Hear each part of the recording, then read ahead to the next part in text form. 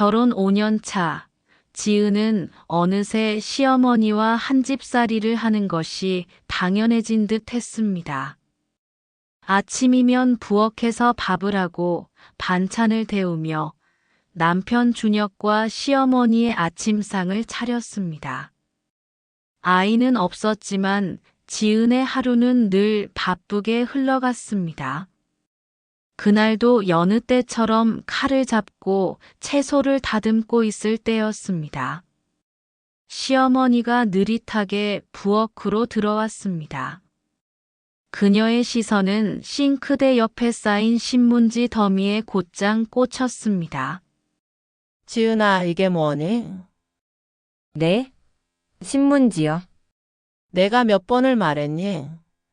신문지는 정사각형으로 반듯하게 접어놔야 한다고. 이렇게 대충 찢어 놓으면 기름 닦을 때도 불편하고 보관하기도 지저분하지 않니? 지은은 고개를 숙였습니다. 손에 들린 칼이 순간 무겁게 느껴졌습니다. 죄송해요, 어머니. 다시 접을게요.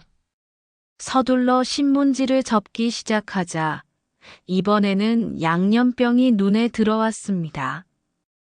그리고 이 양념병들은 왜 이리 삐뚤빼뚤하니? 상표가 앞으로 보이게 정렬하라고 했지? 이런 건 기본이야. 지은은 억울함이 치밀었지만 익숙한 듯 양념병을 돌려놓았습니다. 그때 남편 준혁이 방에서 나와 부엌을 스치듯 지나갔습니다. 모든 상황을 보고도 못 본 척 방으로 들어가 버렸습니다. 지은은 그의 뒷모습을 바라보다 이내 한숨을 삼켰습니다. 주말 아침 시어머니는 아들 준혁의 와이셔츠를 들어 올리더니 얼굴을 찌푸렸습니다. 이게 뭐야? 구겨진 게 눈에 확 들어오잖니? 와이셔츠는 빳빳하게 다려 입혀야 한다고 내가 몇 번을 말했니? 이래서야 사람들이 우리 준혁이를 뭐라고 생각하겠어. 지은은 고개를 끄덕이며 다리미를 꺼냈습니다. 손목 부분까지 완벽하게 각을 잡으려 땀을 뻘뻘 흘리며 다림질을 했습니다. 그 옆에서 시어머니는 감시하듯 팔짱을 끼고 지켜보았습니다. 빨래를 개는 것도 크기를 균일하게 맞춰야 해. 그렇게 해야 옷장에 넣을 때도 보기 좋고 꺼낼 때도 편하지 않겠니? 며칠 후 시어머니는 집안을 샅샅이 살피다 문틀 틈새에 쌓인 먼지를 발견했습니다. 그녀는 지은에게 칫솔을 내밀었습니다. 이런 먼지는 그냥 걸레로 닦아선 안 닦여. 칫솔로 구석구석 닦아야지. 사소한 데까지 깨끗해야 집안에 복이 들어오는 거야. 지은은 무릎을 꿇고 칫솔로 틈새를 문지르며 속으로 중얼거렸습니다. 이건 결혼이 아니라 감옥이야. 그러나 준혁은 그 모습을 보고도 태연히 말했습니다. 엄마는 원래 좀 깔끔해. 그냥 좀 맞춰드려. 그 말에 지은의 눈이 붉어졌습니다. 어느 날 저녁 세 식구가 식탁에 둘러앉았습니다. 지은은 정성껏 반찬을 올려놓았지만 시어머니는 밥그릇의 위치를 보더니 눈살을 찌푸렸습니다. 밥그릇은 왼쪽, 국그릇은 오른쪽. 그 기본도 모르니? 며느리라면 식탁 예절부터 똑바로 알아야지. 준혁이 숟가락을 들다가 멈칫했지만 이내 고개를 돌리고 밥을 뜨기만 했습니다. 지은은 수저를 쥔 손이 덜덜 떨렸습니다. 그뿐만이 아니었습니다. 어느 밤 지은이 피곤해 절어 잠이 들었을 때 시어머니가 방문을 벌컥 열었습니다. 애야, 자니 일어나 봐라. 부엌에 바퀴벌레 나왔다. 도대체 청소를 어떻게 한 거니? 빨리 가서 청소해. 도대체가 원 어떻게 된 애가 깔끔하지 못하니? 그러고도 잠이 와. 지금 당장 가서 청소해. 어머니, 지금은 밤 12시예요. 청소에 밤낮이 어디 있니? 여기 그리고 저기가 지저분하니 벌레가 나오는 거야. 당장 안 치우면 바퀴벌레는 하루가 다르게 더 많이 생기잖아. 당장 일어나 얼른 청소해. 지은은 눈을 비비며 부엌 바닥을 닦고 쓰레기를 버리러 나가야 했습니다. 시댁의 제사 준비도 모두 지은의 몫이었습니다. 새벽같이 일어나 전을 부치고 탕을 끓이고 고기를 썰어내며 손끝이 다 갈라졌습니다. 하지만 시어머니는 상을 보자마자 또다시 소리쳤습니다. 안 해. 음식들이 하나같이 왜 이러니?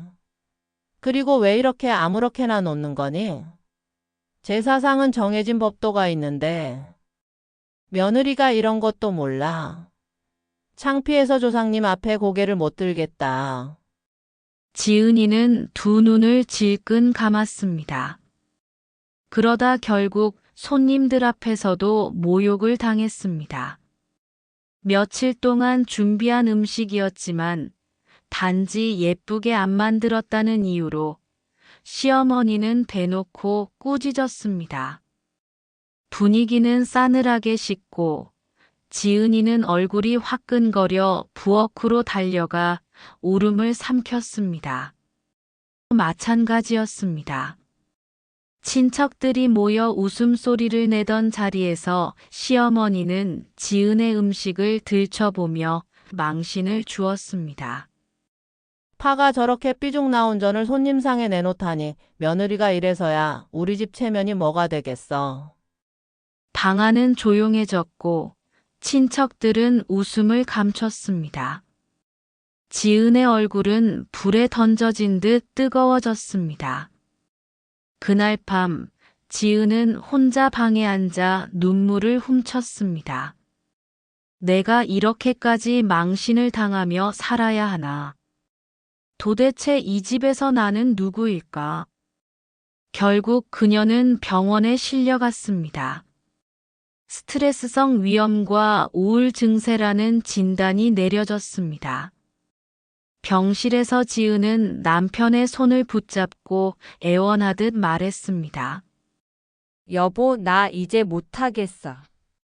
어머님 말씀대로 다 하다 보니 내가 무너져 가고 있어. 제발 나 좀 도와줘. 그러나 준혁은 차갑게 대답했습니다. 엄마가 너한테 뭘 그렇게 심하게 했는데? 다 너 잘 되라고 하는 거잖아. 그냥 조금만 더 참고 맞춰주면 안 돼? 그 말은 칼날처럼 지은의 가슴을 베었습니다. 지은은 어느 날 도저히 참지 못하고 친정으로 향했습니다. 오랜만에 본 친정어머니는 그녀의 헬쑥한 얼굴을 보더니 놀랐습니다. 어쩜 이렇게 살이 빠졌니? 밥은 제대로 먹고 다니는 거야? 지은은 그 말에 그만 울음이 터졌습니다. 엄마, 나 정말 못하겠어. 아침부터 밤까지 뭐든 잘못했다고만 하고 내가 뭘 해도 마음에 안 드신대.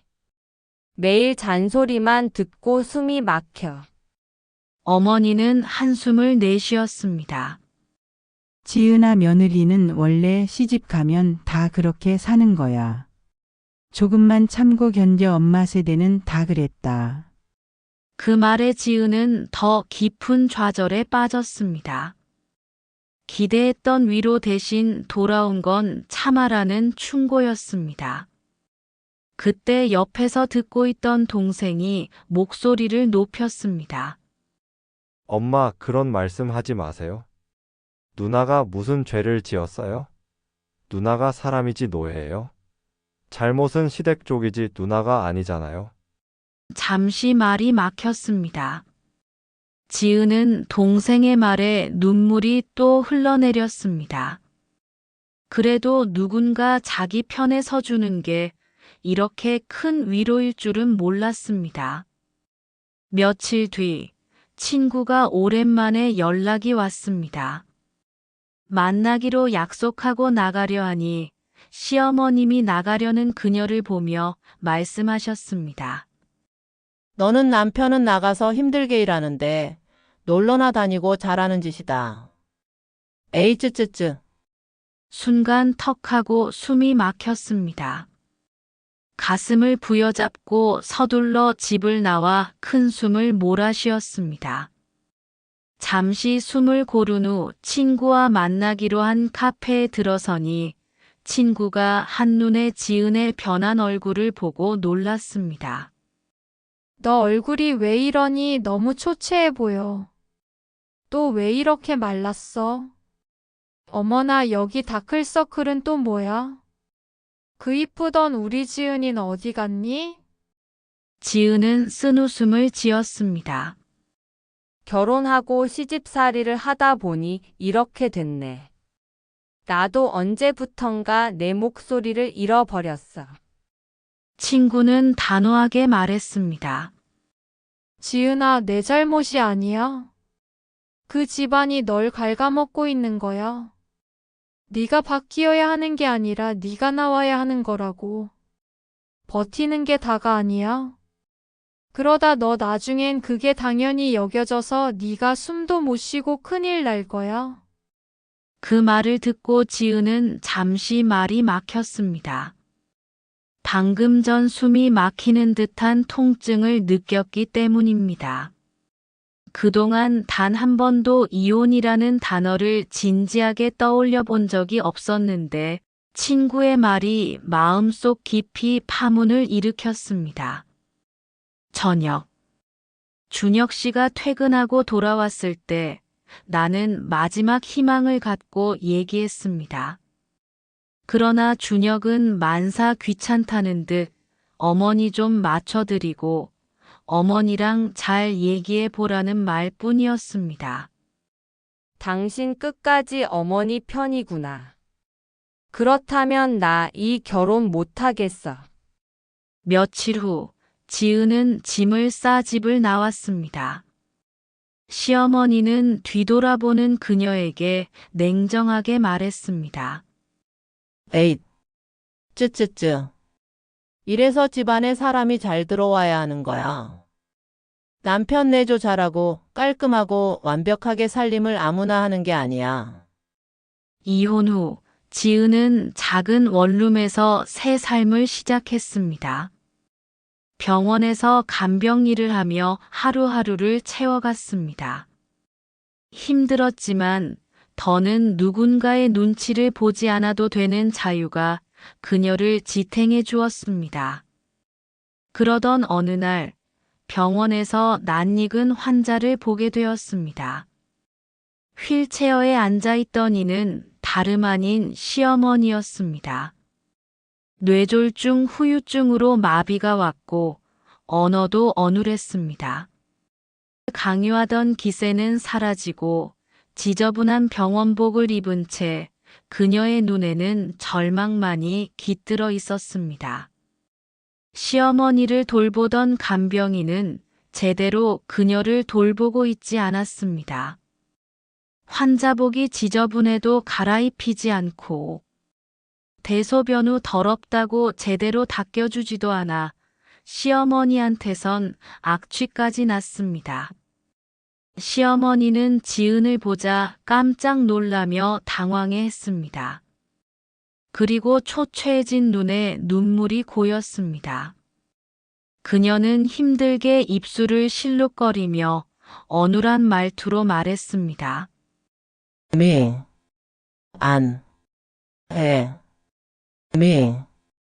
안 해. 지은은 그냥 외면하며 그 자리를 벗어나려 했습니다. 그러나 차마 모른 척 발걸음을 돌릴 수 없었습니다. 그리고 천천히 시어머니에게 다가가 인사했습니다. 어머니. 그녀는 그저 아무 말 없이 조용히 시어머님의 손을 잡았습니다. 그녀가 손을 잡아주자 시어머니의 신음소리 같은 이상한 소리를 내면서 울기 시작했습니다. 남편 준혁은 젊은 여자와 재혼 후 바로 분가해서 멀리 이사 가버리고 1년에 한두 번 아들 준혁만 겨우 얼굴을 비출 뿐 새로운 며느리는 코빼기도 보이지 않았습니다. 그렇게 시어머니는 홀로 지내고 있었던 것입니다. 그녀가 쓰러지자 그녀의 모든 재산을 정리하고 바로 요양원으로 입원시킨 것이었습니다. 그러고는 이제 1년에 한 번도 제대로 찾아오지 않고 있었습니다. 지은은 시어머니를 간병인에게 맡기지 않고 직접 돌보기로 했습니다. 휠체어를 밀고 공원으로 나가 햇살 아래 함께 걸었습니다.